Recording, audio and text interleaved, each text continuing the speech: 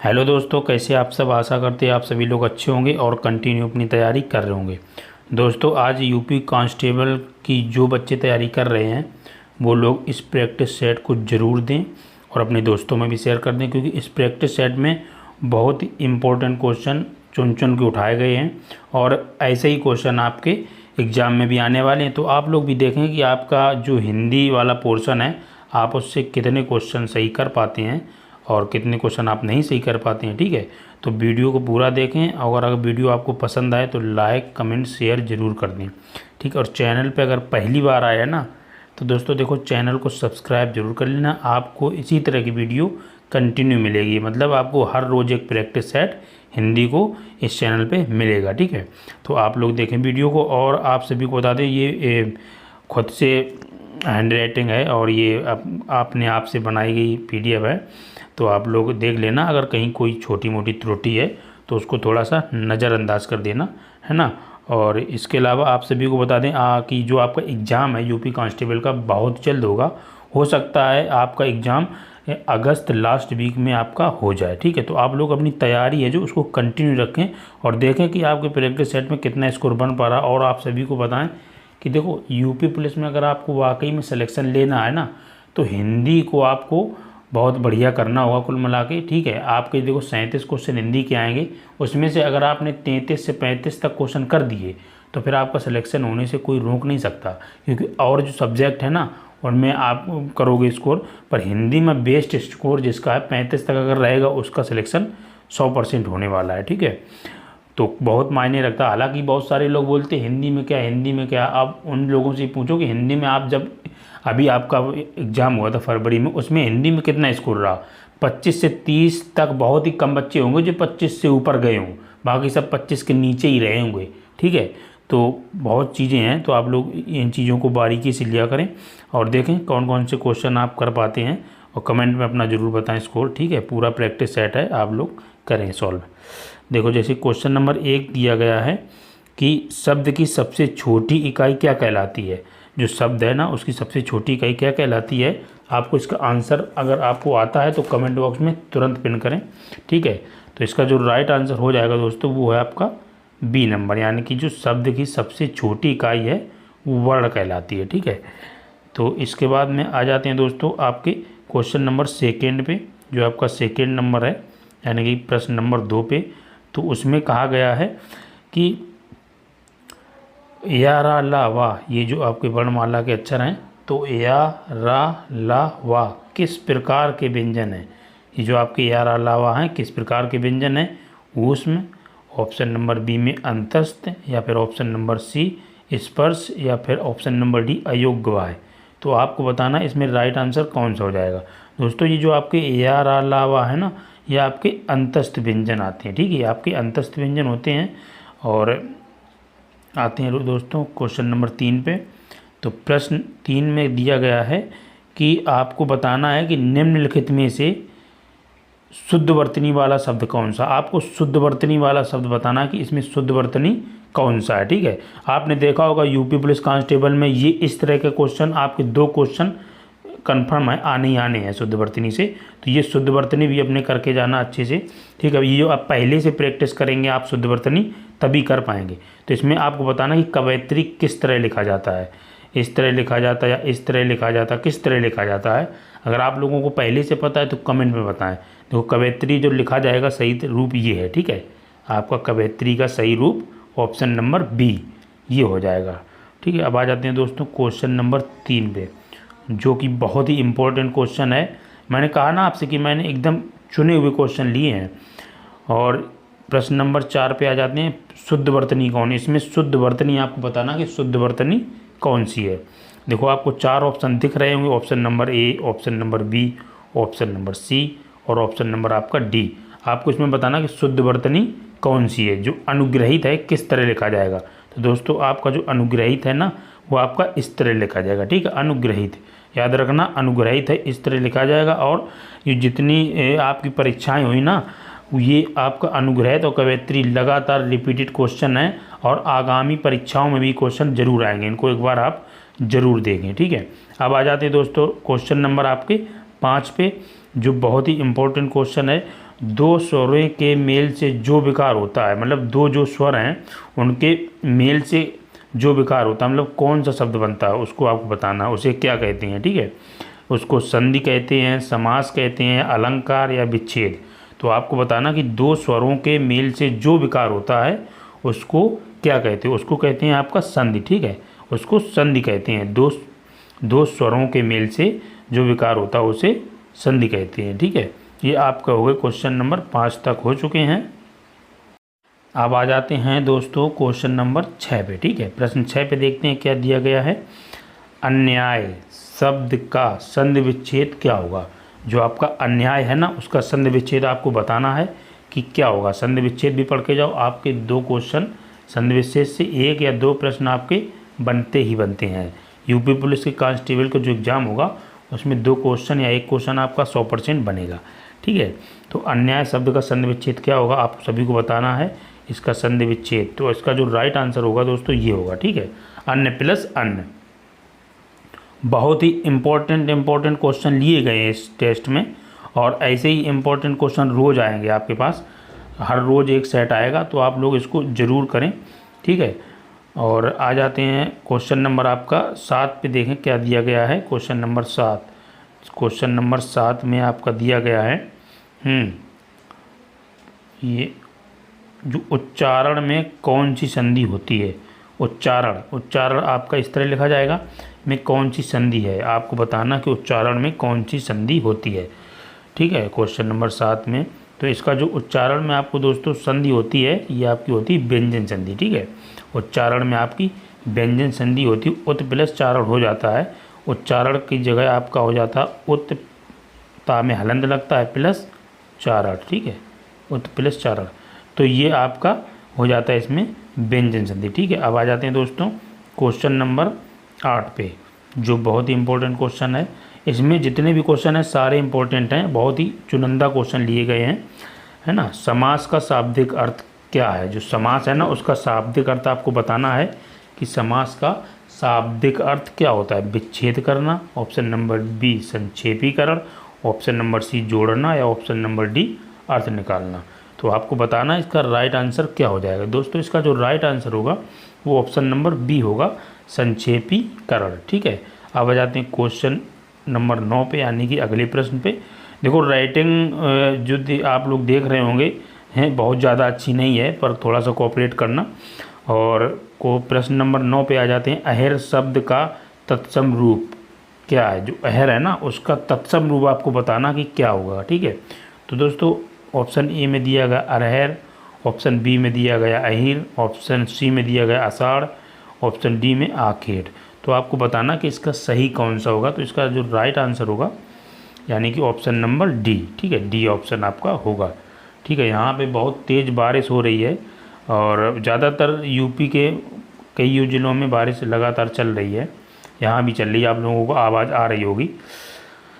जो आपका प्रश्न नंबर आ जाते हैं 10 पे, अव्यय भाव समास का उदाहरण है। अव्यय भाव समास है ना, उसका आपको उदाहरण बताना है कि अव्यय भाव समास का उदाहरण कौन सा है। ऑप्शन नंबर ए प्रतिदिन, ऑप्शन नंबर बी राजकुमार, ऑप्शन नंबर सी दिन और रात, ऑप्शन नंबर डी आपका घनश्याम। तो इसमें आपको बताना कि कौन सा सही होगा। ठीक है, देखो समास, अव्यय भाव समास की परिभाषा क्या होती है, जिसमें जो पहला शब्द है वो आपका अव्यय हो। जैसे प्रति या आपके अव्यय लगा है तो यही आपका राइट आंसर हो जाएगा। ठीक है, प्रति, और जैसे लगातार, दिनों दिन, है ना, इस तरह के जो आपके एग्जाम्पल होते हैं वो अव्यय भाव समास के उदाहरण होते हैं। ठीक है, अब जैसे राजकुमार की बात करें तो इसमें आपका तत्पुरुष समास हो जाएगा राजा का कुमार, और दिन रात की बात करें तो इसमें आपका द्वंद्व समास हो जाएगा। ठीक है, दिन और रात है ना।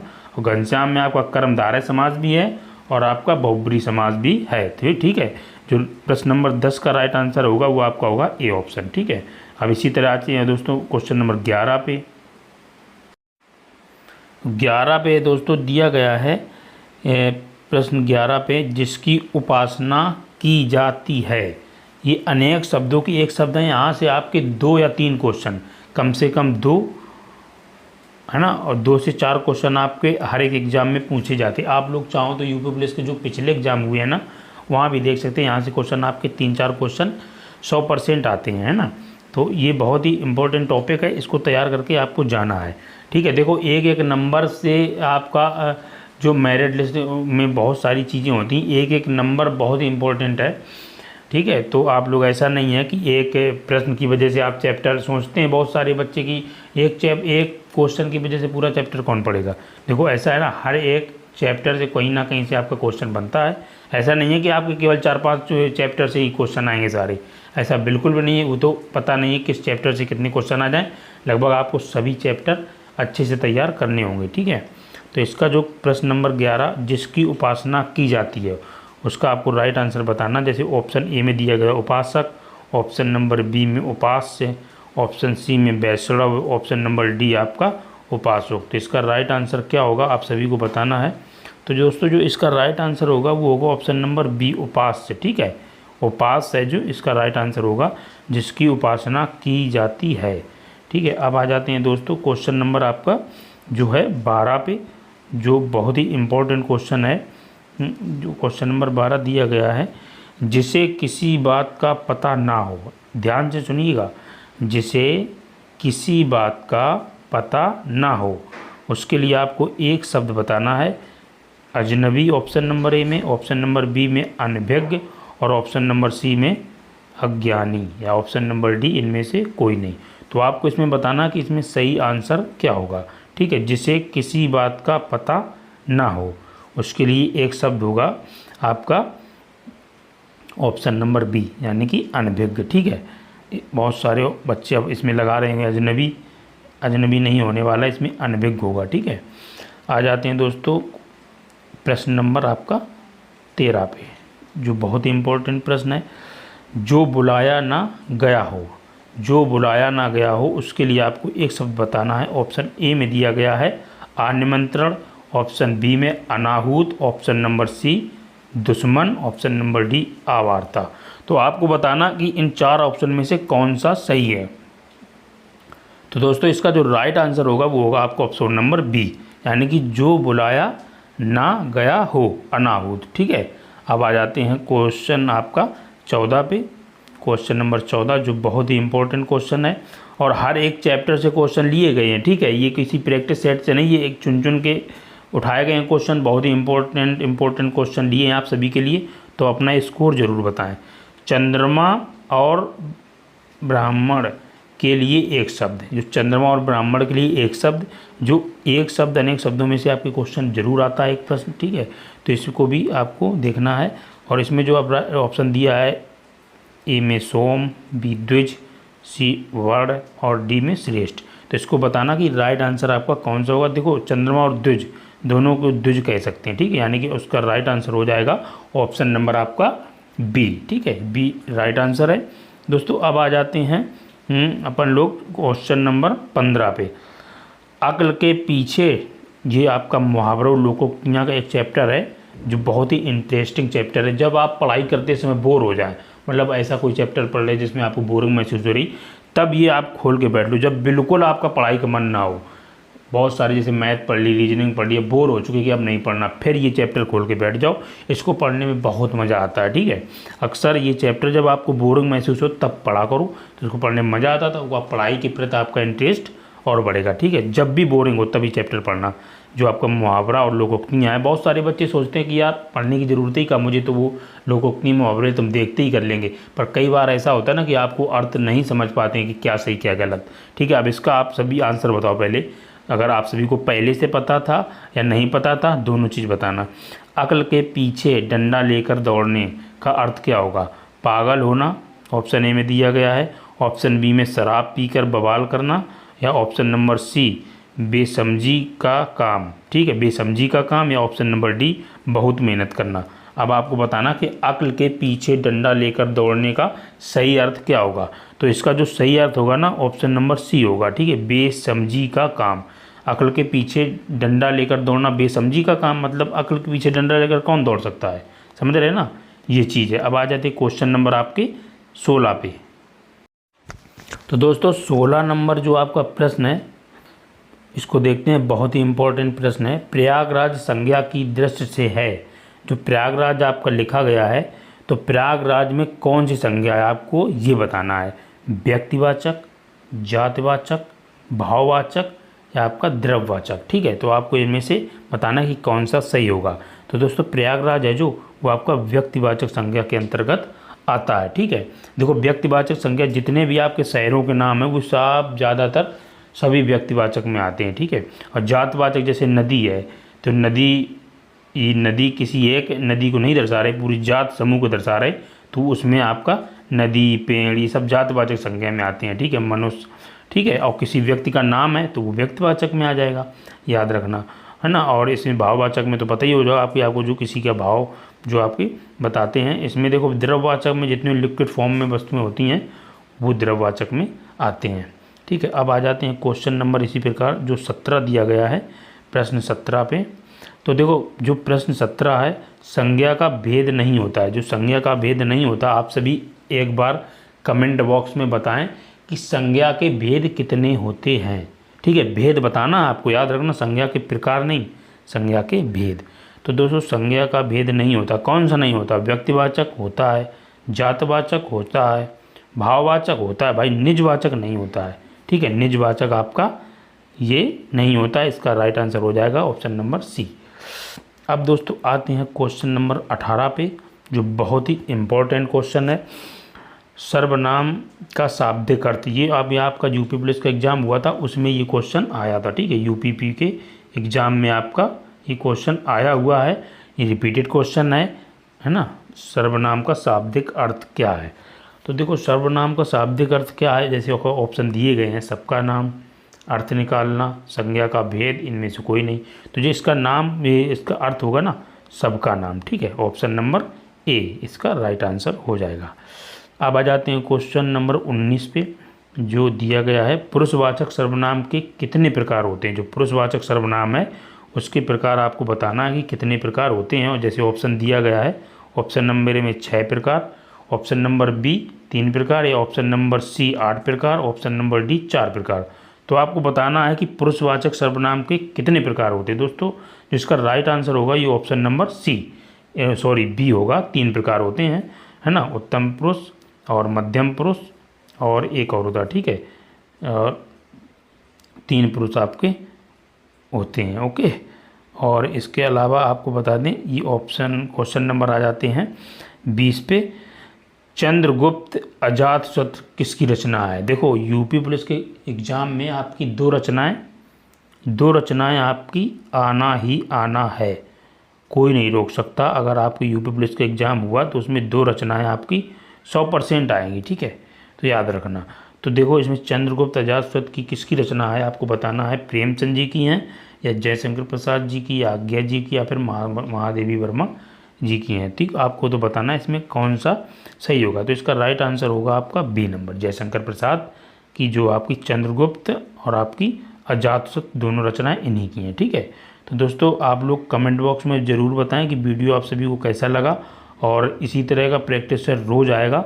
आज हालांकि इसमें कम क्वेश्चन रहे, 20 क्वेश्चन रहे हैं, पर कल से पूरे 37 के 37 क्वेश्चन आएंगे। तो आप लोग अपना कमेंट बॉक्स में राय ज़रूर बताएं कि लाना चाहिए या नहीं लाना चाहिए। ठीक है, बाकी वीडियो पसंद है तो लाइक कमेंट शेयर जरूर करें। बाकी मिलते हैं फिर नेक्स्ट वीडियो में। जय हिंद, वंदे मातरम।